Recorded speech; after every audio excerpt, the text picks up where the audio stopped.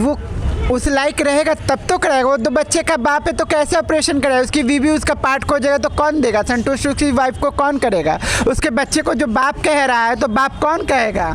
अगर वो ऑपरेशन करा लेता है तो उसकी बीवी को सेटिस्फाई कौन करेगा? पड़ोसी करेगा क्या? जब आप कह रही हैं कि वो जेंट्स ट्रांसजेंडर माने जेंट्स है रेशमा प्रसाद, जेंडर नहीं होता, जेंट्स ही होता। अच्छा जी, इतनी अपने आप को बड़ी समझती है। अरे और जब करोड़ों रुपए 200-400 करोड़ जेब में हो ना बैंक में फर्जीवाड़ा का, तो असिस्टेंट के हम बॉडीगार्ड भी रख सकते हैं और रखती हैं। ना छोटा सा बिंदी, ना काजल, ना लिपस्टिक, ना पैर में नाल पॉलिश, ना बिछिया, ना आलता अंगूठी, कोई चीज़ नहीं, क्योंकि वो कंप्लीट मर्द है। बिल्कुल गोली चल सकती है और मेरी जान को खतरा है, तो मैं तो पहले ही सबसे रिक्वेस्ट करूंगी कि मुझे प्रोटेक्शन दिया जाए। आप समाज हमें प्रोटेक्ट करें, क्योंकि मेरी जान को खतरा है, सबके जान को खतरा है। कहा जाता है कि गांधी ने देश को आज़ाद कराया था और चंद लोग जब उस लड़ाई में गांधी के साथ कूदे थे तो एक कारवां बना और देश आज़ाद हुआ। आज कुछ ऐसी ही परिस्थिति पटना के ऐतिहासिक गांधी मैदान में है। कुछ ट्रांसजेंडर जो हैं अपनी ही एक ट्रांसजेंडर के विरुद्ध लड़ाई लड़ने में हैं और गांधी अकेले कहीं देश आज़ाद नहीं कराए, उनके साथ लोग जुटे, कारवां बना तो देश आज़ाद हुआ। मुट्ठी भरी लोग हैं, मुट्ठी भरी ट्रांसजेंडर हैं, लेकिन लग रहा है कि बिहार के ट्रांसजेंडरों के अच्छे दिन कहीं ना कहीं आने वाले हैं और ये कारवां बनना शुरू हो गया है। हम पटना के गांधी मैदान के ऐतिहासिक गांधी मूर्ति के नीचे हैं और उस मूर्ति के नीचे जबकि जब गांधी जी 1930 में नमक आंदोलन का उन्होंने शुरुआत की थी इसी बिहार की धरती से। हमारे साथ अविका हैं और हम आपको बता दें कि आज से करीब 20 साल पहले पटना के माध्यमिक शिक्षा परिषद के गेट के सामने दलाली करने वाला वो लड़का, जो आज भी लड़का ही है, वो ट्रांसजेंडर बनकर वो रेशमा प्रसाद अब नेता बन चुका है ट्रांसजेंडरों का। बिहार सरकार और दिल्ली के एक अस्पताल के बीच में समझौता है, ट्रांसजेंडरों का एक ऑपरेशन होता है, उसके लिए मुफ्त का ऑपरेशन होता है, लेकिन वो बिहार के ट्रांसजेंडरों के लिए है। लेकिन वो रेशमा प्रसाद बिहार के ट्रांसजेंडरों का न करा के हमारे दुश्मन बांग्लादेश के ट्रांसजेंडरों को भी वहाँ तक भेज देता है। सच्चाई की परत दर परत हम बाकायदे कागज में दिखाएंगे और दिखा भी रहे हैं हमारे कैमरामैन। अविका, लड़ाई अब लंबी होने वाली है, डर है कि गोली चलेगी? बिल्कुल गोली चल सकती है और मेरी जान को खतरा है, तो मैं तो पहले ही सबसे रिक्वेस्ट करूंगी कि मुझे प्रोटेक्शन दिया जाए। आप समाज हमें प्रोटेक्ट करें, क्योंकि मेरी जान को खतरा है, सबके जान को खतरा है, सबकी जान को खतरा है। तो प्रोटेक्शन कौन देगा? पुलिस प्रशासन? या फिर वही करेंगे कि आज वो ट्रांसजेंडर मर गया, कल वो ट्रांसजेंडर मर गया, कल परसों वो बस मीडिया में छप के रह जाएगा। अब यहाँ पे बात आ रही है जांच की। मैं जांच की मांग कर रही हूँ। मैं माननीय मुख्यमंत्री सर को भी अवगत कराई हूँ, उप मुख्यमंत्री सर को भी अवगत कराई हूँ, डिस्ट्रिक्ट मजिस्ट्रेट को भी और हेल्थ अपर सचिव को भी। क्या वो लोग संज्ञान कब लेंगे? जब सबकी डॉक्यूमेंट फिर से चेंज हो जाएगी। इस पर इमीडिएटली संज्ञान लेने की आवश्यकता है। संज्ञान ले, सबके वेरिफिकेशन हो, चाहे वो रेशमा प्रसाद फर्जीवाड़ा की हो, अद्विका चौधरी फर्जीवाड़ा की हो या सोनी तिवारी फर्जीवाड़ा की हो। जो फर्जी पकड़ाता है सीधा उनको जेल डाला जाए, क्योंकि उनकी जगह सिर्फ जेल में है। वो बाहर रह के फिर फर्जीवाड़ा करेंगे और इस पर जांच कब बैठेगी?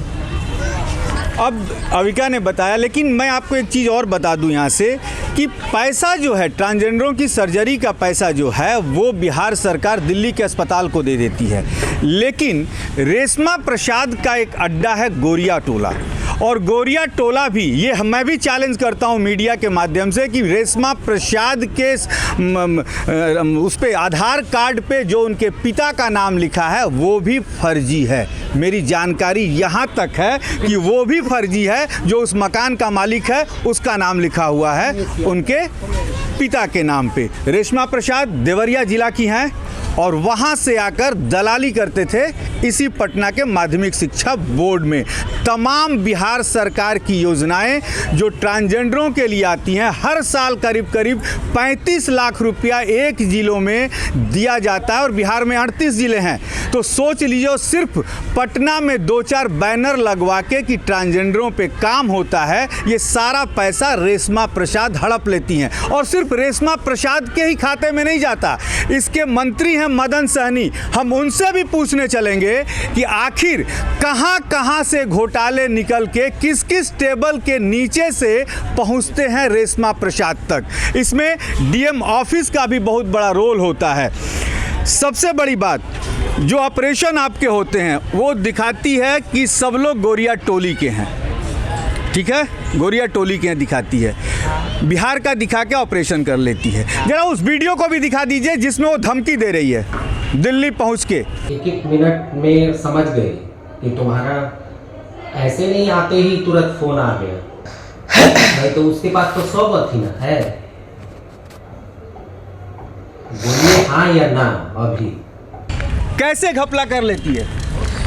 वो घपला कैसे करती है, वो पैसा पास करवा करके और वो सरकार वो डॉक्टर के फंड में देता है डायरेक्ट, लेकिन वो जो आपसे भी ले लिया था? हाँ, हमसे भी लिया गया है। मेरे पास सबूत है, 25,000 रुपये लिए गए हैं मेरे सर्जरी के लिए।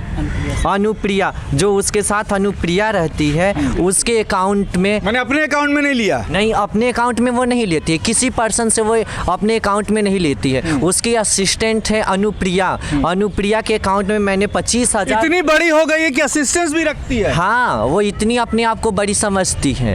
अरे और जब करोड़ों रुपए 200-400 करोड़ जेब में हो ना बैंक में फर्जीवाड़ा का, तो असिस्टेंट के हम बॉडीगार्ड भी रख सकते हैं और रखती हैं। उनकी बॉडीगार्ड भी है। बॉडीगार्ड भी है? हाँ, उसकी बॉडीगार्ड भी है।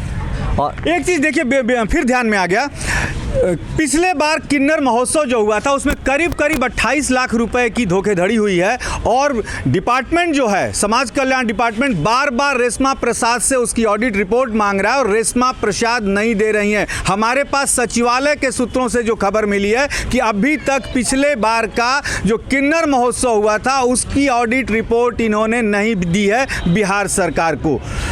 आप एक बात कर रही थी कि कोई भी ट्रांसजेंडर जो है, ट्रांसजेंडर नहीं भी होता, तो रेशमा प्रसाद ने तो अपना ऑपरेशन कराया नहीं है और आप लोगों का कराती हैं। जी, मेरा तो ऐसा कुछ हुआ नहीं है उनके थ्रू, मेरा ऐसा कुछ भी नहीं है। कि पहले तो उसको कराना चाहिए ना, वो उस लायक रहेगा तब तो कराएगा। वो 2 बच्चे का बाप है तो कैसे ऑपरेशन कराएगा? उसकी बीवी उसका पार्ट खोजेगा तो कौन देगा? संतोष की वाइफ को कौन करेगा?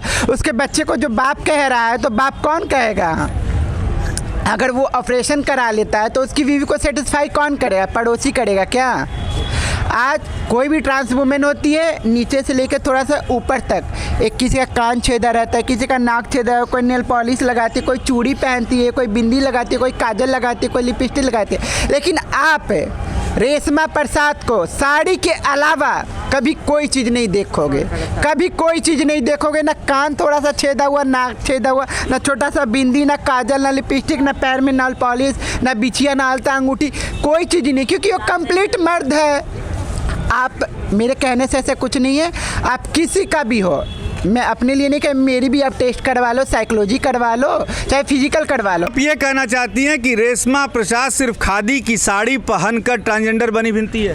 वो खादी का साड़ी पहन के जबरदस्ती का ट्रांसजेंडर बन रही है ही नहीं। वो तो जबरदस्ती बन रही है। अगर वो जबरदस्ती भी बने तो अपने स्टेट में क्यों नहीं बने, अदर स्टेट में क्यों बन रही है? हम तो अपने स्टेट के, हम बिहार के हैं, पटना के हैं, हम सालिमपुरा के। मेरी आप इंक्वायरी करो, क्या हम बाल बच्चेदार है, क्या हम बीबी वाले हैं? आप मेरी भी इंक्वायरी कर सकते हो। हम क्या है नहीं है, हम ट्रांस है भी या नहीं है। आप अच्छा,